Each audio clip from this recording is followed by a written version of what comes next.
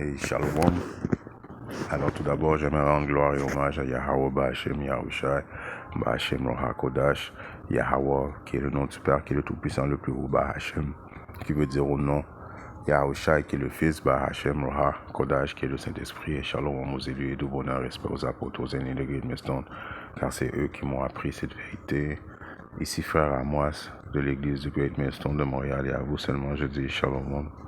Alors, je vais essayer de faire cette vidéo un peu différent aujourd'hui, avec des illustrations venant des frères très talentueux de GMS qui font ces vidéos-là depuis plusieurs années. Et puis, c'est des vidéos captivantes parce que ça met du visuel. Si tu peux essayer d'imaginer le plus visuellement la gloire de Yahushai qui vient très prochainement. C'est le frère Manatazak Banyamyan, right, qui vient avec ses illustrations formidables, on peut mettre l'emphase de la gloire dans laquelle Yahweh Shemashah s'apprête à venir anéantir le royaume de l'impie, qui est dirigé par qui, et qui est Issa, qui est l'homme rouge, l'homme blanc en général, right? Ce sont les Édomites, c'est eux à qui la terre a été livrée, right? Job 9:24 à l'impie. Donc Yahushua est le Fils de Dieu qui a hérité de toutes choses, vient prendre possession de son héritage, right? De toutes choses, right? Il vient libérer aussi son peuple choisi, qui sont les soi-disant négro-latinos, les soi-disant amérindiens, right? Il vient nous venger, right? Et il vient juger toutes les nations qui nous ont fait souffrir, right? Principalement, et que Issa, l'homme rouge, l'homme blanc, mais toutes les nations, vous allez en captivité, right? Et ils vont penser dans leur tête pouvoir faire la guerre avec Yahweh Shemashah, malgré qu'il vient avec des millions d'anges, right? On voit ça dans le Psaume 68 et 17, les chariots de Dieu Yahweh Shemashah sont en nombre de 20 000, c'est-à-dire des milliers d'anges, et le Seigneur est parmi eux. Alors eux, Yahushua va venir dans sa gloire, la gloire de son Père, avec l'armée du ciel, right? Right? Le mot important, c'est la gloire de son Père. Donc, il vient avec l'éclat du Père. Right? Il vient avec le pouvoir du Père, l'apogée du Père. Donc, imaginez-vous comment il va être indestructible, right? Parce qu'il vient pas comme en tant qu'homme, comme la dernière fois qu'il est venu. Il y a un précepte qui dit, je viendrai pas cette fois-ci en tant qu'homme, mais vous allez pas me voir en tant qu'homme, parce qu'il va venir dans son aspect angélique, right? Parce que là, il a hérité de l'immortalité, il a vaincu la mort, il est immortel, il vient dans son corps immortel, right? Et en même temps, ces genres de corps-là, on va être façonnés à l'image de Yahweh Shemashah, mais eux, ils vont pas vouloir abandonner, right? Donner leur royaume comme ça, ils vont vouloir se battre contre Yahushua, right? Alors, comme il est écrit à Apocalypse 12 et 7, alors une bataille s'engagea dans les cieux. Michel, qui est l'archange, right, qui est l'archange de guerre, right, le troisième plus haut gradé dans les cieux, right, après Yahushua, et ces anges combattirent le dragon qui est quoi, qui est l'Union européenne et puis NATO, right? Et celui-ci combattit contre eux avec ses anges, mais le dragon fut vaincu, et ses anges et lui furent chassés des cieux, right? Les cieux qui veut dire de leur domination, right? L'énorme dragon fut jeté dehors, celui le serpent ancien appelé le diable et Satan, qui trompait le monde entier, et fut jeté sur la terre, et ses anges avec lui. Ses anges, c'est jets, parce qu'ils ont des jets, right? Ils ont des hélicoptères, right? Alors, eux autres, ils vont essayer de se combattre avec Yahweh Shemashah, mais Yahushua va les détruire, right? Alors, le monde dit, mais il a toute cette puissance-là, Yahushua, pourquoi il a fait ça ainsi? À cause que c'est la volonté du Père. Le Père, c'est écrit, il est un homme de guerre, il aime voir avoir une bonne petite bataille de temps en temps, right? Alors lui, c'est lui qui décide toutes choses. Lui a voulu que les choses se fassent ainsi. C'est le film de Yahweh Bashim Yahushai. En réalité, nous sommes des robots spirituels. Le seul fait que nous sommes fiers, nous, les Israélites, à cause on est Israélites, on a été fait Israélites, on n'a pas choisi d'être Israélites, il nous a fait Israélites. Donc, on sait que les Israélites vont éventuellement remporter toutes choses par défaut à cause de Yahweh.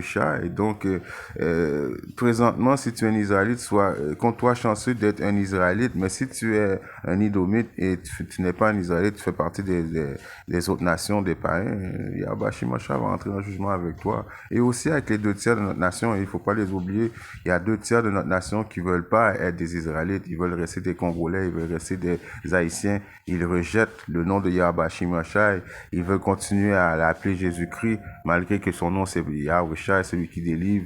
Ils veulent continuer à manger du porc, ils veulent continuer à vivre right? Ils veulent pas que le royaume de Israël cesse parce qu'ils sont heureux là-dessus. Alors Yahweh Shimosha va rentrer en jugement avec les autres aussi, right? Dans le livre de Apocalypse 17 et 12, et les 10 cornes que tu as vues sont des rois, lesquels n'ont reçu aucun royaume jusqu'à présent. Mais ils reçoivent du pouvoir en tant que roi 1 heure avec la bête. Alors ces 10 cornes-là, c'est justement l'Union européenne avec, qui vont s'associer avec Nero, right? Qui vont vouloir faire la guerre avec notre Seigneur et Sauveur, right? Apocalypse 17 et 13, ceux-ci ont un seul pensée et donneront leur pouvoir et leur vigueur à la bête. Right? Ils ont une seule pensée de pas give up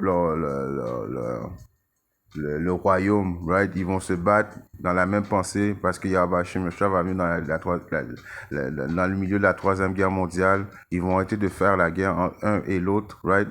Ils vont vouloir être dans la même pensée. Right? De mettre toutes leurs forces ensemble pour combattre Yahweh Shemeshah. Right? Ceux-ci feront la guerre à l'agneau, et l'agneau les vaincra, car il est le Seigneur des seigneurs et le roi des rois, et ceux qui sont avec lui sont appelés et choisis et fidèles. Alors les autres, ils vont vouloir faire la guerre avec Yahushua, mais ça marchera pas. Yahushua va les détruire. C'est pas comme si ils vont tuer, ils vont blesser un ange whatsoever. Il y a rien qui va arriver à l'armée de Yahweh Shimioshai. Tout ce qui va arriver, c'est que Issa va se faire détruire. Right? Toutes les nations qui sont associées avec Issa cette journée-là vont se faire détruire. Apocalypse 9 et 11, il est écrit puis je vis le ciel ouvert et un cheval blanc apparut. Celui qui le monte s'appelle fidèle et véritable. Le cheval blanc, c'est la force, le chariot dans lequel Yahushua va être dessus. Right? Celui qui est assis dessus s'appelle fidèle et véritable, qui est le Yahushua. Il juge et il combat avec justice. Alors il vient juger et combattre, faire la guerre. Ses yeux flamboyants comme du feu, et il a de nombreuses couronnes sur la tête. Right? Tous les royaumes qu'il va conquérir. Right? Il porte un nom inscrit qui est le seul à connaître. Il est vêtu d'un manteau couvert de sang. Il s'appelle la parole de Dieu. Les armées des cieux le suivent, montant sur des chevaux blancs et vêtus d'un lin fin tissu de lin blanc et pur. Alors, Yahushua, il vient faire un flex, right? Démontrer la gloire du Père avec l'armée du ciel. Ça parle de représentation des anges, right? Oubliez pas qu'un seul ange peut détruire la terre au complet. Ça, c'est juste un flex qui vient démontrer. Pas comme si ils envisageaient, Yahushua envisageait de perdre whatsoever. Le monde vont voir la gloire du Fils, right? Ils vont voir la gloire du Père à travers du Fils. Ils vont voir la gloire que Yahushua va venir détruire, right? Les impies, l'impie, le diable sur terre et qu'il sort, right? Il vient sauver, tout le monde va voir qu'il est venu sauver son peuple choisi. Toutes les Israélites dans cette journée-là, avant que les bombes tombent sur terre, ils vont aller dans les chariots de l'Éternel, right? En même temps qu'il vient détruire, il vient sauver aussi, right?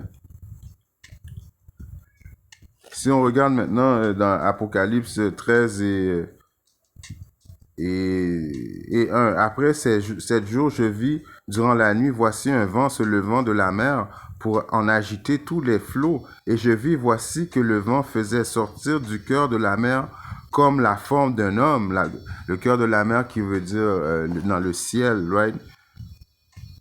C'était comme le forme d'un homme, c'est Yahushua qui l'a vu. Il tournait son visage pour regarder et tout tremblait sous son regard. Partout où parvenait, la voix sortait de la bouche.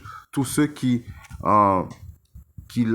l'entendaient s'enflammaient comme se liquéfient de cire au contact du feu. Ça, ce sont quoi? Ce sont dans les chariots, c'est le laser, un feu concentré, right? Que Yabashi Machai va utiliser de son chariot.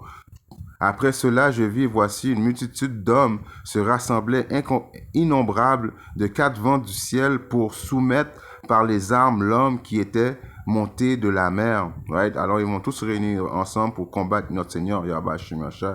Et je vis, voici, il se tailla une grande montagne et en volant sur elle, moi, je cherchais à voir la région, l'endroit d'où avait été taillée la montagne et je ne pus. Right? Ça, c'est le véhicule céleste, le chariot de Yahushua.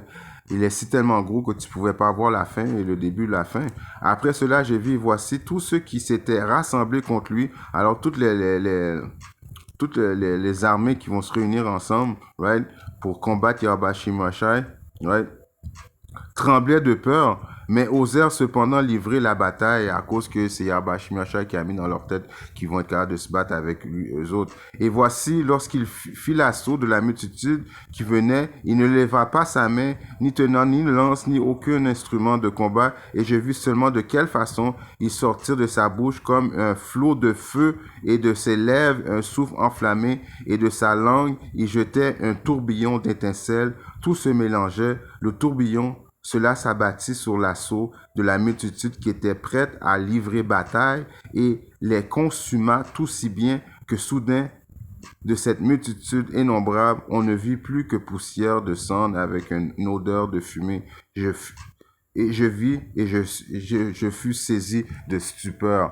Alors, Yabashi Machai va venir flexer, il va venir montrer sa gloire. Et les autres, ils vont penser pouvoir faire la guerre avec Yabashi Machai. Vous avez entendu que un coup de laser, un feu de laser, ils vont être détruits. Right? Alors, ils vont juste faire les volontés de Yabashi Machai. En espérant que cette petite leçon était édifiante. Shalom.